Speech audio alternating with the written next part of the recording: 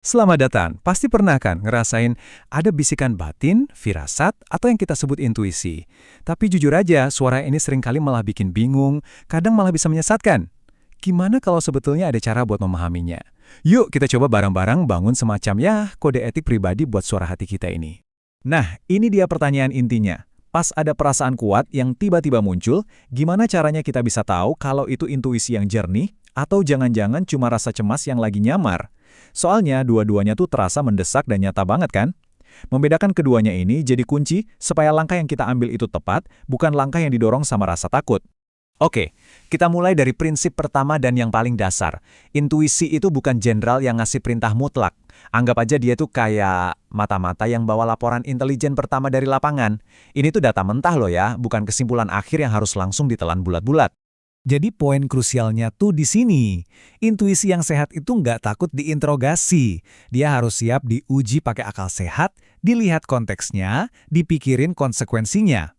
Kalau ada perasaan yang menuntut kepercayaan buta dan nolak buat dipertanyakan, mungkin itu bukan intuisi. Mungkin itu cuma ego yang lagi maksa.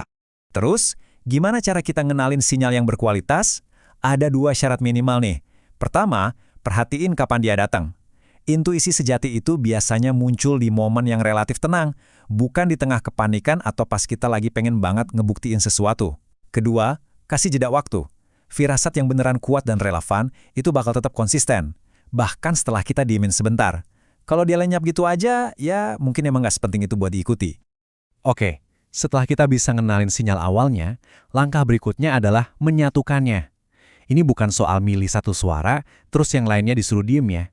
Tapi lebih soal gimana caranya kita jadi moderator diskusi yang sehat antara intuisi, akal sehat, dan ego kita sendiri. Ingat baik-baik, intuisi itu nggak pernah menggantikan logika atau etika.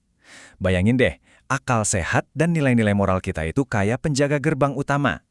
Kalau intuisi tiba-tiba nyaranin sesuatu yang nabrak prinsip dasar kita, ya suara si penjaga gerbang inilah yang harus kita dengerin, tanpa kompromi.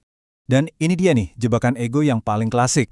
Kita jadi ngerasa istimewa atau lebih peka cuma gara-gara punya firasat. Padahal, ironisnya, intuisi yang sehat justru ngelakuin hal sebaliknya. Dia bikin kita lebih rendah hati, lebih sadar sama keterbatasan kita, bukan malah bikin kita ngerasa kayak peramal super. Jangan lupa, tubuh kita itu alat verifikasi yang luar biasa loh. Coba deh perhatiin. Napas kamu gimana? Tenang atau enggak? Ada otot yang tegang tanpa sebab? Kalau firasat itu datang barengan sama badan yang kaku atau jadi lemes, itu pertanda buat berhenti dulu. Sebaliknya, kalau badan rasanya stabil, lapang, nah kita bisa lanjut, tapi tetap waspada ya. Nah, sekarang kita ngomongin soal jangka panjangnya. Membangun GPS batin yang sehat ini tuh bukan kayak ngunduh aplikasi sekali jalan terus beres. Enggak, ini soal kalibrasi terus-menerus, memperbarui peta di dalam diri, dan mastiin sinyalnya selalu kuat dan jernih. Ada 3 kebiasaan kunci di sini. Pertama, belajarlah dari pola, bukan cuma dari satu kejadian ajaib. Kedua, diam itu lebih baik. Firasat yang perlu dipamer-pamerin itu seringkali cuma ego yang lagi cari panggung. Dan yang ketiga, mungkin ini yang paling susah, siap untuk ngaku salah. Karena mengakui kesalahan intuisi itu bukan tanda kegagalan loh. Justru itu puncak dari kedewasaan intuitif.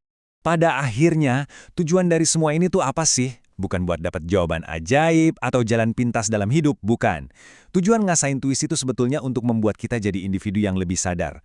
Sadar akan pilihan kita, dan yang paling penting, lebih bertanggung jawab atas setiap konsekuensi dari tindakan yang kita ambil. Analogi ini kayaknya ngerangkum semuanya dengan pas banget ya. Intuisi tanpa etika itu kayak GPS tanpa peta. Kadang-kadang benar, seringnya nyasar, tapi selalu percaya diri. Rasanya mungkin sangat meyakinkan, tapi bisa banget bawa kita ke tempat yang sama sekali nggak kita inginkan. Jadi, setelah kita ngobrolin semua kerangka ini, pertanyaannya sekarang kembali ke Anda. Bukan lagi sekedar tentang mendengar intuisi, tapi tentang gimana cara Anda bakal berdialog dengannya. Gimana Anda akan mengujinya, menyeimbangkannya, dan pada akhirnya menjadikannya rekan yang bertanggung jawab dalam perjalanan hidup Anda.